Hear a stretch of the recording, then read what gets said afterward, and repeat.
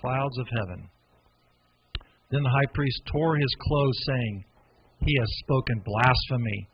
What further need do we have of witnesses? Look, now you have heard him, his blasphemy. What do you think? They answered and said, He is deserving of death.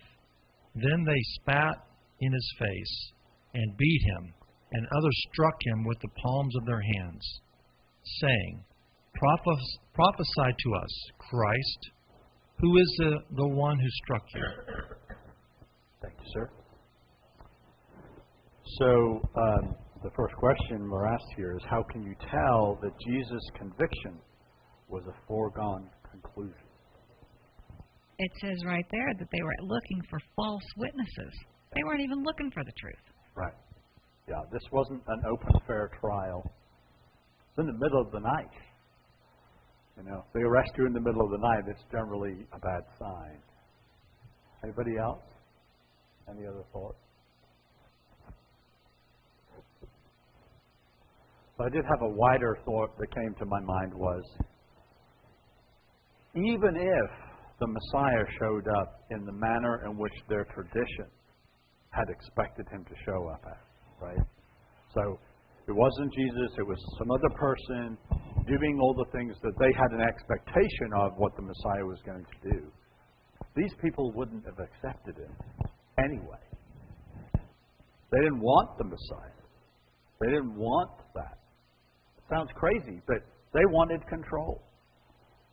And this is a kind of a strange, I think, maybe analogy or connection, but we can see that in the world today, can't we? We can even see it in the Palestinian-Israeli conflict, where you had leaders of the Palestinians over generations not actually wanting to solve the problem, even though they've had many opportunities to do so, because it meant they wouldn't be in power anymore.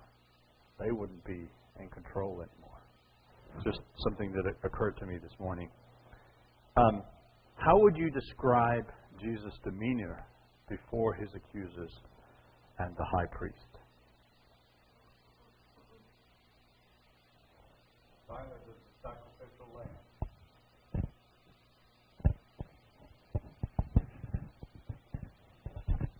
Yeah, I agree with Ken, but also it's like his silence says it all. He's going through the motions, as it were, because he knows the outcome. And when he's pushed by the high priest, then he tells the high priest and everyone there, you know, who he is. But he knows the outcome. He knows what's coming. He's just, I think, just going through the motions at this point. Yeah, he even helps them out, right? Okay, let me go ahead and confirm to you, yes, you said it. I am the Son of God.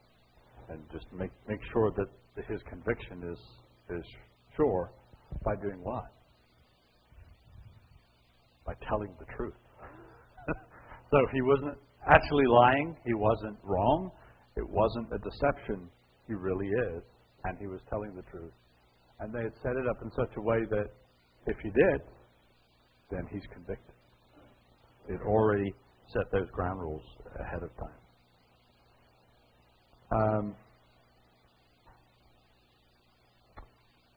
So, let me see. Question 3. Let me see. We read up to, Keith, what did you read up to? Was it 68? Yeah. Could I get somebody to read 26:69 through 27:10?